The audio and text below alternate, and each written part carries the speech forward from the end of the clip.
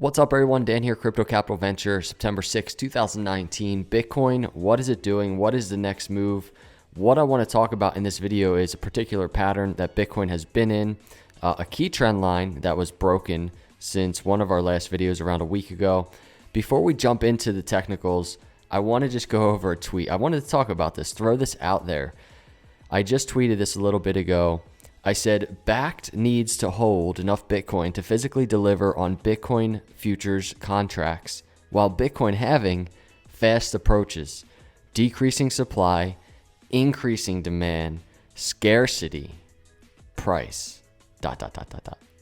So this is exciting.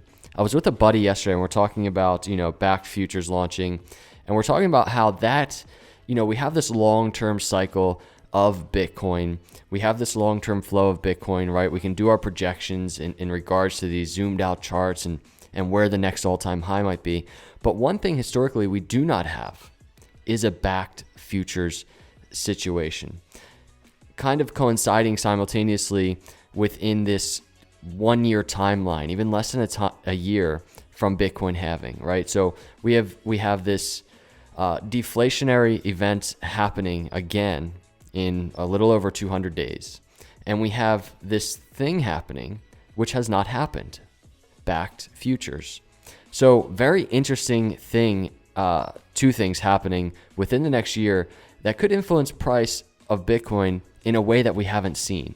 And that's something to always take into account. So moving over to the charts real quick, I just want to point this out. In terms of where Bitcoin is in the cycles of Bitcoin, right? And we've talked about this over and over again on this channel. The one thing I want to point out on the weekly is just how fast Bitcoin has been moving. So on this weekly chart, just to give some context here, we have obviously that last bear market low in 2015. We have this Litecoin halving, right here, this line here, and we have a Bitcoin halving, this line here. Now, with those two things plotted on the chart, we also have this key resistance, Fibonacci retracement resistance, right there, that red rectangle. And so you get a sense of the timeline of Bitcoin making its gains. And you can see after the last Litecoin halving, Bitcoin made some nice gains leading into the Bitcoin halving, right? Saw resistance at this key Fibonacci, came back, and then entered the bull market. Now, this is what I wanted to point out on the weekly. Bitcoin moving extremely fast compared to that time, right? So you have Litecoin halving right here. We have Bitcoin halving all the way up here. And we already have Bitcoin leading into the halving, hitting this key Fibonacci retracement area, right? That resistance area. That's the doorway to the bull market. Bitcoin moving way quicker. And a good illustration of that is you see this separation of the 50-week moving average and the 200-week moving average. Now, you see a little bit more of a closeness between the two back here, mainly because you have kind of this extended timeline of Bitcoin, consolidating for longer periods of time, and it gives these weekly moving averages some time to kind of consolidate closer to each other. That hasn't been the case. Bitcoin has moved extremely fast leading into this Litecoin halving. So the question is Bitcoin going to continue its uptrend?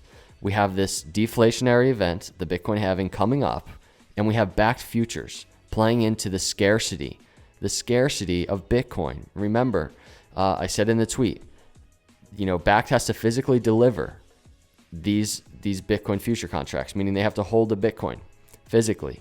So that plays into the scarcity event as well. This next year could be extremely powerful for Bitcoin. And going into kind of the short term, just to get a sense of where we are, Bitcoin is at 10,800 or so. And from that recent high that we had back in June, you can see Bitcoin right now is only down around 20%, which is essentially not much at all for Bitcoin.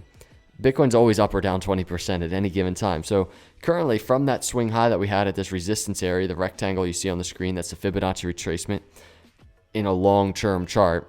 That is the doorway to the bull market, is what I've been calling it.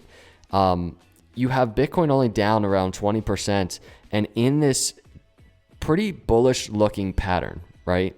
And so I'll remove that. And here's what we have going on. This is basically playing into our last technical analysis that we did, which is to say Bitcoin was kind of threatening this bottom trend line right here in this symmetrical triangle, right? I have this orange line we plotted in that last technical analysis video where I basically said, you could put the line here now, adjust it. I don't like doing that. I like to be consistent with our patterns that we put into place, and they tell the story. So the story here is Bitcoin tested that lower trend line, right? Extending back from these swing lows, a swing low here, a higher low here. We tested this lower trend line, but as often is the case, we always want to see, can that trend line be broken once again to the upside? So we were looking out for that. We did break above the upside of that lower trend line once more, and simultaneously broke through the 50 moving average, which was the probably biggest talking point of one of those last technical analysis videos I did last week.